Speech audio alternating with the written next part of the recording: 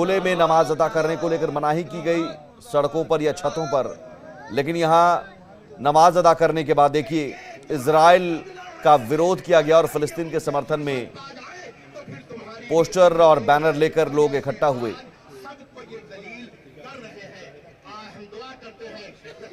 अखंड प्रताप शाही हमारे साथ जुड़े हुए हैं फोन लाइन पर। अखंड, क्या ये प्रदर्शन पहले से पूर्व निर्धारित था? इस बारे में प्रशासन को पता था?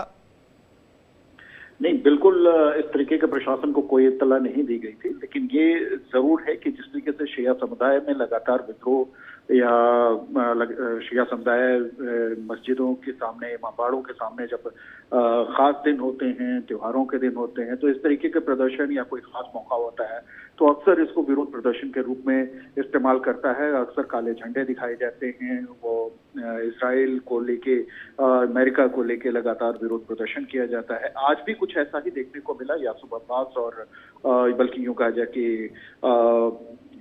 जो जितने मौलाना हैं वो सारे मौलाना एक साथ, जो शिया मौलाना, बड़े मौलाना हैं, वो चूंकि रमजान महीने का आखिरी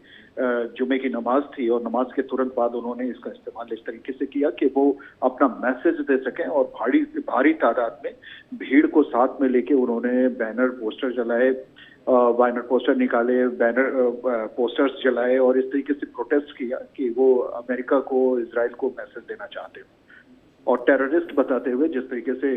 नेतन्याहू की तस्वीरें जलाई गई, उससे ये पता चलता है कि ईरान को लेके और पैलेस्टीन को लेके किस तरीके से इन लोगों के मन में आक्रोश पल रहा है और वो भारत की जो नीति है उस नीति के खिलाफ ले जाने को हमेशा तैयार रहते हैं। इस तरह के प्रदर्शन पहले भी हुए थे जब हमास प्रमुख हिजबुल्लाह मारा गया था और उस वक्त भी रैलियां निकाली गई थी। क्या इस तरह की रैलियों और प्रदर्शन को लेकर प्रशासन की तरफ से कोई प्रतिक्रिया? देखिए, इन प्रदर्शनों में चूंकि शांतिपूर्ण ही रहा तो इसको लेके बहुत ज्यादा पुलिस भी इस पे कोई बहुत एक्शन नहीं लेती है, लेकिन ये जरूर है कि ऐसे प्रदर्शन तो होते रहते हैं। बिल्कुल सही कहा आपने कि जब इस तरीके की कोई बड़ी घटनाएं हुई हैं तो जिस तरीके से हमास पर आक्रमण किया गया, हिजबुल्लाह पे जब आक्रमण किया गया इजराइल की तरफ से, तब भी इस तरीके के प्रदर्शन देखने को मिलते थे और उस समय भी विरोध प्रदर्शन लगातार हुए थे, बल्कि कई दिनों तक वो प्रदर्शन चलते रहे थे। रोज रात में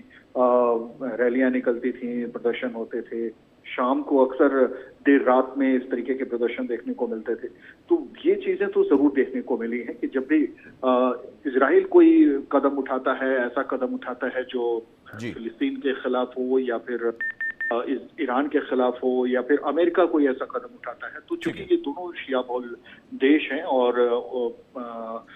फिलिस्तीन को लेके जिस तरीके से इनमें एक आस्था का मसला इनके साथ जुड़ा रहता है, वहां पे यरूशलेम को लेके, गाजा पट्टी को लेके जिस तरीके से ताबेदारी है, तो उसको लेके एक आक्रोश जरूर देखने को मिलता है। ठीक है, बहुत शुक्रिया अखंड तमाम जानकारी के लिए। यूपी के मथुरा में शांति व्यवस्था के बीच